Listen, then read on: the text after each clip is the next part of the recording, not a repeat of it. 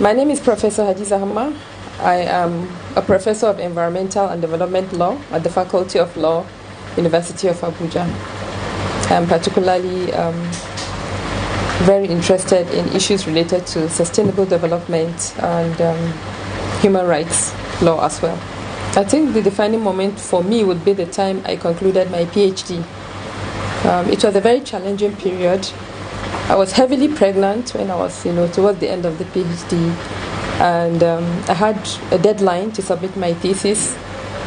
And because I had mentors who were encouraging me, pushing me, I was able to do that. And that marked a turning point in my life, because it was then I became introduced to higher levels of academics, including, for example, postgraduate studies, postgraduate teaching and supervision. And that paved the way for my elevation to associate professor and then to professor of law eventually. There's so many challenges, for us as women, whether in the academia or anywhere else. There are a lot of challenges, but in the academics, I think there is an extra layer of challenges that you have to, go through. So, for example, you are required to write a lot of papers, do a lot of publications. These are things you cannot do when you're sitting in the office most times, because you have to attend to students, you have to go to lecture rooms. And so you need the time at home, in the quietness of the night and things like that too. But when you get home, you have to deal with the home front. You have children, you have husband, you have extended family. So that's balancing, home and work is one of the things I had to face. And secondly, there are so many things as a woman that you find yourself being relegated, in the workplace. Whenever there are issues for determination, your voice is less heard. Opinions of the male colleagues are more taken serious. And then another thing is, I thought of something very important now. Something just crossed my mind, but I remember it. Yes, I have to find a way to balance to make like a priority list. That's the first thing I do, to balance, these things, like a priority list, and follow them religiously. And then I try to discipline myself to use time, create time for everything and stick to the time. That helped me a lot to overcome the challenges. And then I also made sure I listened to my mentors. Some of them would push, and you think, well, that's too much. But at the end of the day, after listening, for example, to one of my mentors who made sure I was writing a lot and publishing a lot, I got an accelerated promotion at a point in life, because when the next stage of promotion, all I needed was, for example, 50 points in publication. I had maybe double of that, or I needed 25 rather. I had 50. And so because of that, I got accelerated promotion, because I listened to those who have learned how to do the job before I came. So I think listening to those who have better experience is one of the things that I do to really fit in and compete favorably with everyone around. Well, actually, there are so many things that made me interested in these areas of law. Starting from a young child, I've always had this problem of having a lot of allergies and things like that, And then as I was growing up, I realized it is the environmental factors that usually lead to my own kind of allergy. And so I always thought of how can we, what can we do to help, the environment. Now, by the time I became a lawyer, I realized there's a lot of things you can do through the instrumentality of law. And then at postgraduate level, when I was doing my master's, for the first time I was introduced to environmental law and policy, a course that was taught by one of my professors. And I saw that there's so much that we can do with environmental law to make the environment better, because the environment not only determines what happens to the physical environment, but what happens also to us as human beings, to our health, to everything else, is surrounded by the environment. So, and then human rights, because there are so many human rights concerns around for children, for women, and everything, in between. So many things happen, and people just get, they can't really, they get their rights are being encroached, and they can't do anything about it.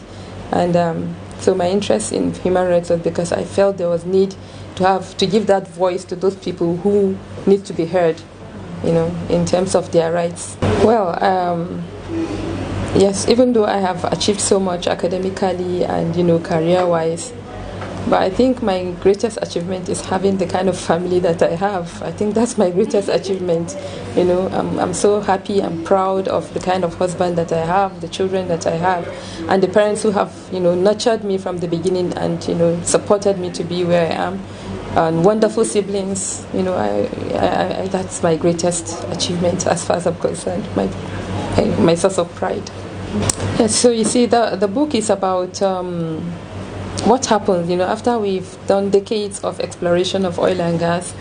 And so, but there are those facilities that are usually set up, usually offshore, to facilitate that process.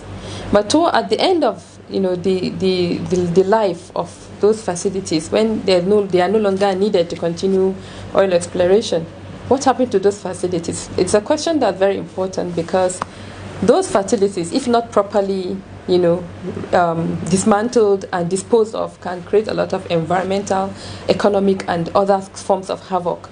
And so my book is an attempt to address those issues of what needs to be done in order to make sure that these offshore installations for oil and gas exploration are properly disused and decommissioned, so that those after effects for human beings, for marine environment, and all will be avoided. And so after I've written that book, the Petroleum Industry Act was enacted by the National Assembly after the book. I think the book came out in 2012, and then the PIA came out in 2021. So some of the issues I raised in the book were actually captured by the law that came out later, which means my contribution in that aspect was really a meaningful one. However, there are still one or two issues that need to be addressed, and I believe if we continue to raise the awareness, maybe some amendments can come into the PIA to address those ones. I always tell women and girls that there will always be challenges. There will always be challenges, but just never give up. Don't give up, no matter what. Keep trying. As long as you're doing the right thing, you're not getting into somebody, you're not encroaching on somebody's rights or anything like that. Just don't give up. Keep doing what you believe in doing, and it's a matter of time you'll get there. And then be very disciplined and patient. You have to be patient. You can't do anything without patience, actually. Even the discipline and everything comes with patience. So that's my advice to women and girls. Oh, a lot.